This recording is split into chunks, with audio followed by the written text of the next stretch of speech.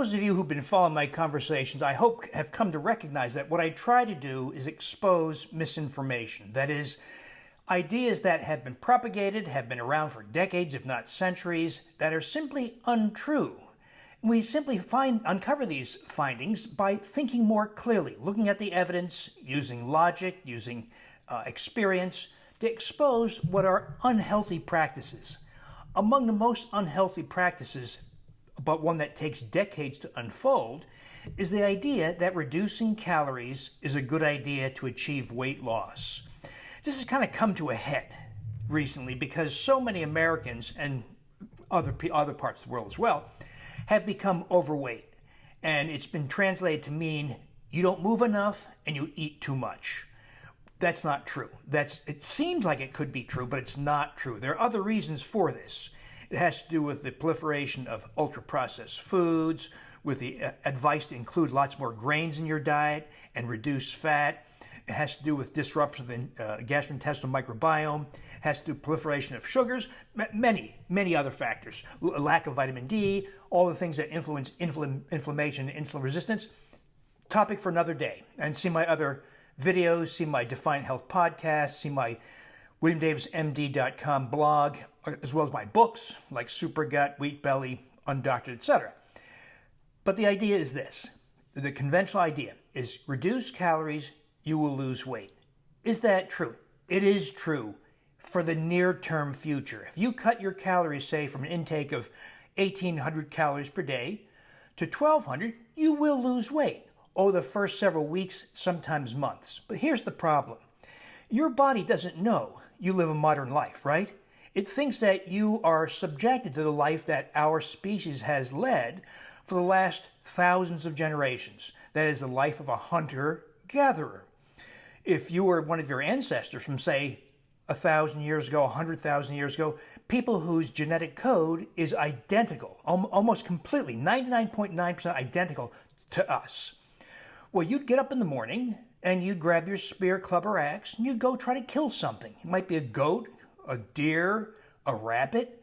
You could go fishing. You could gather shellfish. You could steal birds' eggs from nests. You could dig in the dirt for roots and tubers. You could gather berries. That's how humans ate for the first many thousands of generations of our species of life on this planet.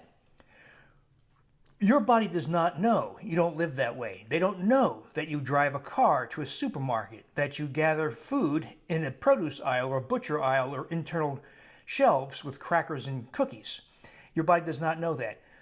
But if this were the life of a hunter-gatherer and you were deprived of food because of famine, war, drought, whatever reason, your body and the bodies of all mammals and other creatures know that in order to ensure or increase the likelihood of your survival, your body will reduce its metabolic rate. That is the rate at which you burn calories for the work of life.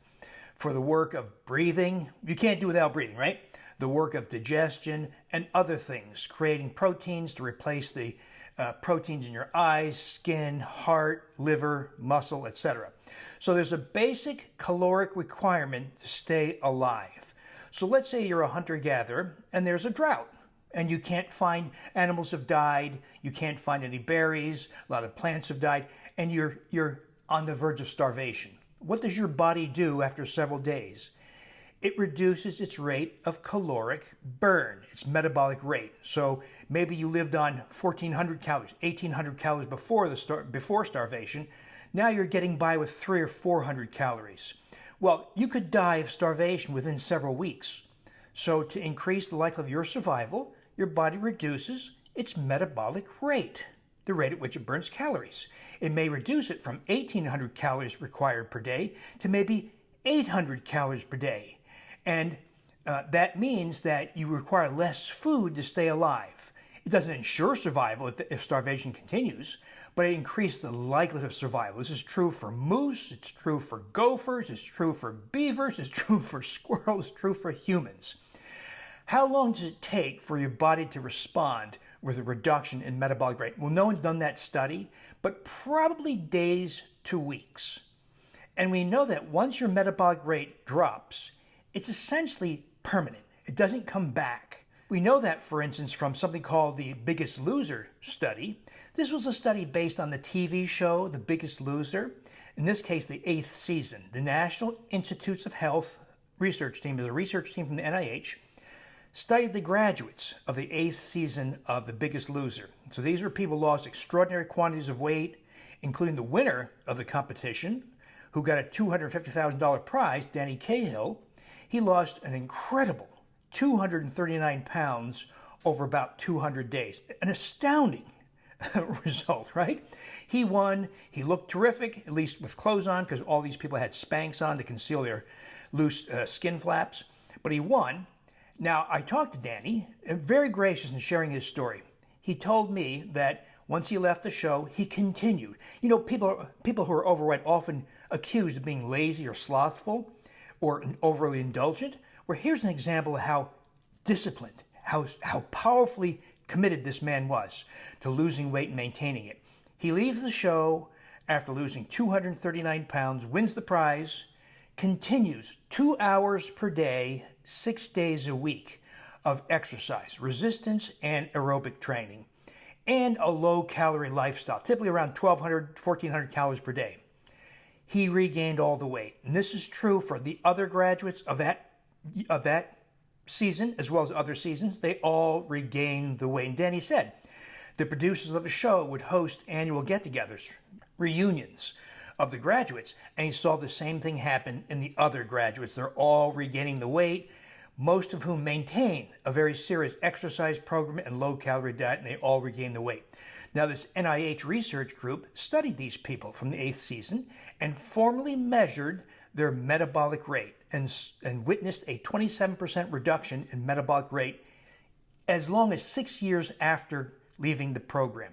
Now, the study stopped at 6 years, so it'll likely continue for a longer time period, but for all practical purposes, it's a permanent effect, meaning you require fewer calories to survive, and when you even eat a low-calorie diet and maintain an exercise program, you almost always regain the weight. Now, this is a problem in our day and age, where such practices as taking a GLP-1 agonist drug, or a bariatric procedure, or any program that involves a reduction in calories. It could be a smartphone app identifying your stress triggers for eating. It could be a program that counts calories, maybe ranks foods as green, yellow, and red, or whatever.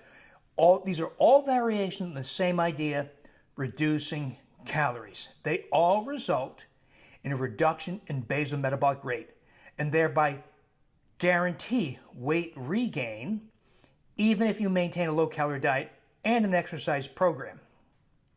Now, when you regain the weight, it's almost all fat, not muscle. So here's the problem. When you lose weight, about a quarter, 25% of the weight you lose is muscle. So if you lose 40 pounds, or in the case of Danny Cahill, you lose 239 pounds, about 60 pounds was muscle. That much muscle lost, and then you regain the weight. Let's say you regain the 240 pounds.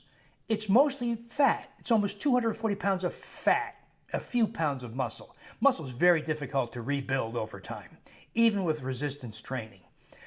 Now, when you regain all that fat, you're more likely to be insulin resistant, have higher levels of inflammation, and your risk for very common diseases like dementia, breast cancer, coronary disease, type 2 diabetes, prediabetes, other conditions is now greater than it was before you lost the weight. And we have very good evidence now from studies involving about 50,000 people. These are studies using databases like the NHANES database from the NIH or the EPIC Norfolk data and other large databases.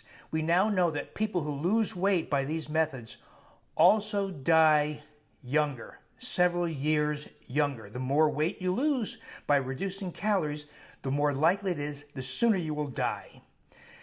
And of course, your last few years are more likely to be characterized by frailty, falls, fracture, loss of independence, and those health conditions.